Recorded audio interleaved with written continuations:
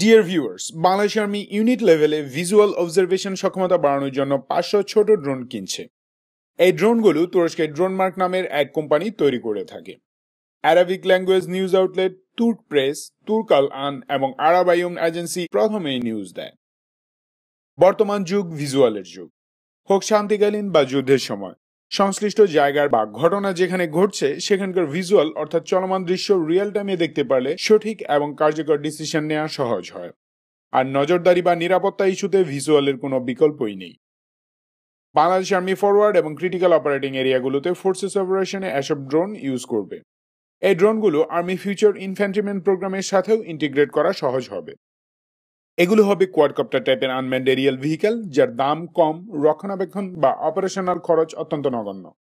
আর যেসব কাজের জন্য এই ড্রোনগুলো কেনা হচ্ছে তা হলো অপারেশনাল এরিয়াতে ভিজুয়াল অবজারভেশন, প্রতিপক্ষের মুভমেন্ট ট্র্যাকিং এবং নির্দিষ্ট এরিয়াতে সার্চ অ্যান্ড ইনকোয়ারি।